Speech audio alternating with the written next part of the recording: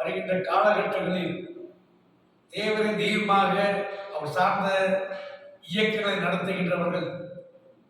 விழாக்களுக்கு மட்டும் கொண்டாடாமல், விழாக்களை மட்டும் முன்னிறுத்தாமல், ஆண்டுக்கு ஒரு முறை இருமுறை மட்டும்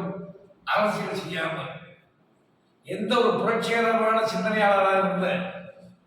தெய்வீக திருமண் தேவர் அவர்கள் வழியில் சமாதான முற்றிலும் தமிழகத்தில் அரசியல் பயணத்தை நடத்துவதற்கு,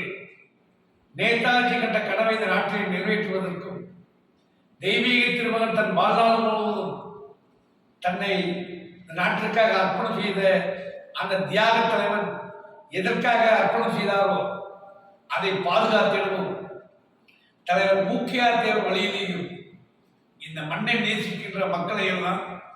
ஒன்று திரட்டி புரட்சிகர அமைப்புகளை, நடக்கின்ற இயக்கங்களை ஒரு சமுதாய அமைப்பாக, ஒரு தனிப்பட்ட வெறுப்புக்கு உட்பட்ட அரசியலாக இல்லாமல் ஒரு புரட்சிகர அரசியலாக கடந்த காலத்தில் நடைபெற்றதைப் போல நடப்பதற்கான முயற்சியினுடைய முதல் படியாக அந்த தம்பி சிவமணி தேவர் அவர்களை சந்தித்தும் வீரசேகர் போன்றவர்கள் சந்தித்து ஆலோசித்திருக்கின்றோம். ஒரு நல்ல ஒரு திருப்பு முனை அக்டோபர் 30க்குள் நடக்கும் நம்புகிறேன். அந்த நம்பிக்கையோடு மட்டுமல்லாது இப்படிப்பட்ட கூட்டங்கள் எல்லாம் எங்களை போல் மனப்பூன் ஏற்பட்டிருக்க எங்களுக்கெல்லாம்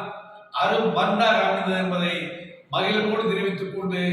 அனைவரும் ஒன்று சேர்ந்து இந்த நாட்டில் ஒரு மிகப்பெரிய அரசியல் மாற்றத்தையும் தேவர் கண்ட நனவையும் நிச்சயம் நிறைவேற்றுவோம் என மனப்பூர்வ நம்பிக்கையோடு விடைபெறுகின்றோம்.